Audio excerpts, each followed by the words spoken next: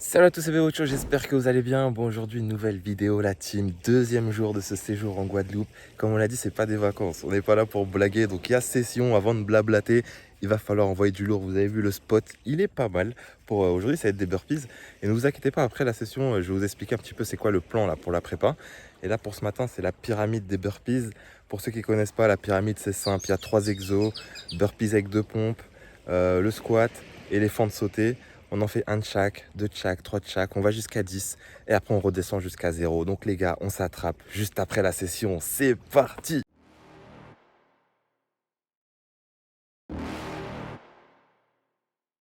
You're never gonna make it, you're not good enough. There's a million other people with the same stuff. You really think you're different, man, you must be kidding. Think you're gonna hit it, but you just don't get it. It's impossible, it's not probable, you're irresponsible. Too many obstacles, you gotta stop it, yo. You gotta take it slow, you can't be a pro, don't waste your time no more. Who the fuck are you to tell me what to do? I don't give a damn if you say you disapprove. I'm gonna make my move, I'm gonna make it soon. And I'll do it cause it's what I wanna fucking do. Cause all these opinions and all these positions, they come in millions, they blocking your vision. But no, you can't listen, that shit is all fiction. Cause you hold the power as long as you're dreaming. There's no way that you make it. Bon les gars, petit ressenti à chaud. Ah, franchement, je suis torse nu, c'est pas pour flex, c'est parce que vraiment, il fait chaud de fou.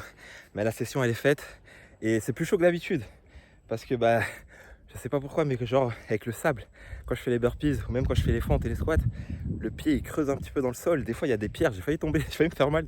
Mais le plus important les gars, c'est que la session elle est faite. Et bon, je voulais aller me baigner direct après la session, mais là c'est pas assez profond, donc on va aller un petit peu vers là-bas. Et les gars, baignade c'est important, c'est la récompense pour cette session, ça c'est pro. Maybe you can fake it, but you're never gonna make it. Aren't you just gonna take that? Make them take it all back. Don't tell me you believe that. Bon les gars, changement de décor complètement, on n'est plus à la plage là, on est plus vers la montagne, on est chez ma tante. Et vous savez quoi, je vais vous montrer un petit peu le jardin qu'il a parce qu'il est incroyablement grand. Vous allez voir ça les gars.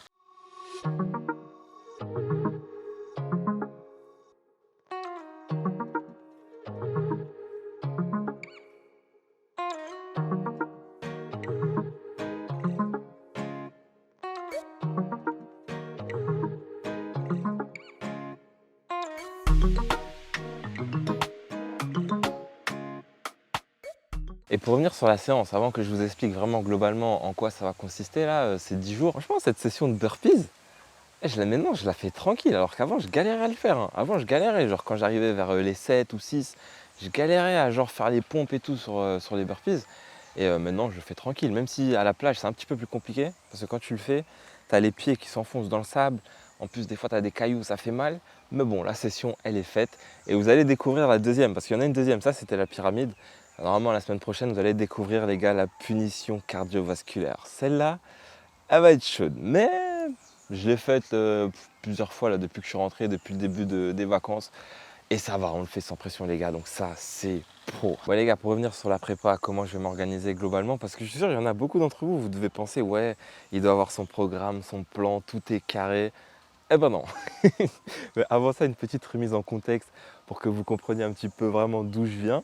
Parce que il faut savoir que cette saison-là là, qui vient de se terminer, j'ai pas eu de pré-saison. Vraiment, c'était fait à l'arrache, j'avais la pubalgie. Et ça fait que ça s'est répercuté sur la saison derrière. C'est-à-dire que genre on jouait, mais fin de saison, les gars, j'étais carbo. J'étais fatigué, j'étais carbo. Et je pense vraiment que c'était dû au fait que déjà pendant la saison, je pouvais pas faire tous les trucs que je faisais d'habitude. Genre les burpees d'habitude je les fais pendant la saison. Cette saison je pouvais pas les faire. Le fraction en pente, j'en ai pas fait depuis le début de la blessure, j'en avais pas fait. Et donc ça influe aussi sur le physique, mais je pense que c'est principalement le fait que j'ai pas eu de préparation l'été dernier qui a tout tué. Et il y a eu aussi à la reprise en hiver, je me suis tordu la cheville, ça fait que j'ai pas pu me préparer de manière optimisée. Donc bon, là en tout cas je suis bien. Pas de pépin physique. Pour l'instant, on touche du bois, les gars, pour que ça dure, parce que je vous promets que la marge de progression, elle est incroyable. Et vraiment, elle est incroyable, la marge de progression, parce que ça peut paraître bizarre. Moi-même, j'essaye de comprendre comment c'est possible, et je pense que j'ai quelques petites explications. Mais vous savez, quand, avant de partir en Bulgarie, quand vraiment je m'entraînais à fond, je tryhardais de fou, je faisais de bons temps, genre sur les fractions et tout. Et là, dites-vous, ça fait 1 an que j'ai pas fait de fractions. Et j'en ai fait un la semaine dernière avant de partir là, pour la Guadeloupe. Et je faisais des meilleurs temps et plus de distance sur la même pente, hein, mais plus de distance et plus rapidement qu'avant de partir en Bulgarie. Je pense que c'est peut-être dû à ce que je fais à la salle qui compense un petit peu, que je faisais pas avant. Et c'est aussi dû au fait que avant je m'entraînais genre comme un bourrin, genre le sommeil, la nutrition, les trucs comme ça, c'était pas optimal. Et donc ça peut être une des raisons qui fait que de toute façon les game changers les gars, je vous ai pas oublié, ça arrive bientôt. Je sais pas quand mais ça arrive bientôt parce qu'il y a plein de trucs que j'ai testés. Il y en a plein qui n'ont pas marché mais il y en a plein qui ont marché. Il faut que je vous les partage. Donc il y a cette partie-là et il y a la partie aussi où depuis la fin de saison les gars, même si genre quand je cours, quand je vais à la salle, je fais ça va de bonnes perfs, mais genre je me sens pas fit. Je me sens pas genre je suis bien mais je me sens pas comme quand j'étais au top. Donc je pense que je peux être encore mieux que ça. Et donc on va tout faire pour arriver à ce stade-là les gars, c'est l'objectif. Après les gars, quand je dis je suis pas organisé, c'est pas en mode ouais je sors et je fais n'importe quoi. Il y a quand même un plan global, je sais ce que je dois faire sur les 2 semaines, enfin un petit peu moins de 2 semaines. Mais après, j'ai rien contre ceux qui ont des programmes et tout carrés, il y en a qui ont besoin de ça. Mais moi perso, j'aime pas trop. Parce que déjà je connais mon corps, je sais exactement quand je dois pousser et quand je dois reposer. Et le problème quand tu as un programme carré que tu dois suivre, c'est que parfois ça te bride. C'est-à-dire que des fois, ton corps il est fatigué et si tu te tiens au programme, tu vas forcer dessus alors que tu devrais te reposer. Et parfois, ça va être l'inverse. Tu as une session où ton corps aurait pu envoyer plus et tu vas te brider un petit peu parce que c'était ce qui était prévu de base. Donc sur les 2 semaines, je sais à peu près ce que je dois faire comme séance, que ce soit au niveau des burpees, au niveau des courses. Il y aura un petit peu de fractionné.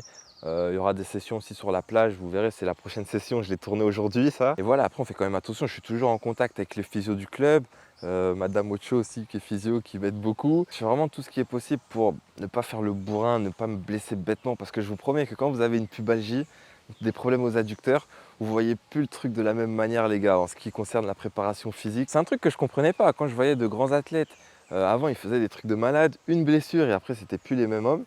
C'est un petit peu la même chose pour moi les gars, il y a plein de trucs que je faisais avant que je pourrais faire aujourd'hui mais que je ne referais pas parce que c'était tout simplement débile. Mais je ne regrette pas de les avoir fait parce que si je ne les avais pas fait, peut-être que je ne serais pas assis là en vacances en train de me préparer pour la saison prochaine. Donc pas de regret les gars, on apprend. Et après c'est comme ça qu'on apprend, hein.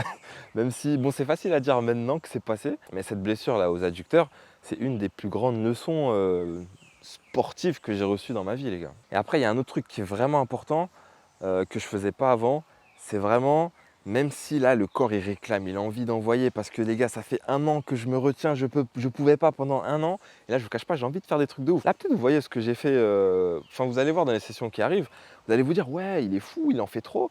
Et là c'est, les gars ça c'est rien ça, ça c'est rien ça, je peux faire largement plus mais je m'auto-bride en attendant que la saison commence parce qu'en vrai de vrai ça sert à rien d'atteindre ton pic à la prépa de la prépa les gars, ça sert à rien, ce sera bien pour l'ego et tout mais physiquement ça sert à rien, ça va juste te fatiguer et après tu vas commencer, certes tu vas commencer la saison, tu seras en avance par rapport aux autres, mais après dès que tu vas arriver vers octobre, novembre, décembre, vers la fin de la première partie de saison, tu seras fatigué. Donc vaut mieux y aller vraiment de manière constante et l'objectif c'est d'être vraiment au pic de forme pour le début de saison et le premier match officiel, je crois que c'est un match de coupe, première semaine d'août je crois, donc on y va doucement et je dis ça parce que je sais que le coach il regarde la vidéo donc il verra qu'on fait attention. Ah, j'avoue, j'ai dit, c'est vrai qu'il y a des sessions ballon, je ne les montre pas à la caméra parce que officiellement on n'a pas le droit. Mais bon, je vous montre au moins une session par jour que je fais et le reste en story privée les gars. Envoyez un message sur Snap et je vous y ajoute. D'ailleurs ça me fait penser, il faut que je vous parle de la diète aussi, je pense que je le ferai dans la prochaine vidéo les gars. J'essaie de vous montrer quelques repas qu'on mange ici parce que ça mange bien. Autant ça brûle beaucoup de calories mais ça mange bien. Et les gars on est en Guadeloupe, hein, la diète. En plus c'est pro, hein, c'est pas genre des bokites, des trucs comme ça que je mange tous les jours. C'est vraiment des trucs locaux mais bons, beaucoup de poissons. Je fais une petite cure de poisson. Mais ça, je vous en parlerai dans la prochaine vidéo. Comme ça, celle-ci ne sera pas trop longue. Et voilà, c'est tout pour aujourd'hui. J'aime bien ce petit spot-là. Je vais me poser plus souvent ici pour faire des petites vidéos là, posées, face cam. Si vous avez des questions, n'hésitez pas dans les commentaires. J'y répondrai en vidéo. J'espère vraiment que la vidéo vous aura plu. Et moi, je vous dis la suite au prochain épisode, les gars. Peace!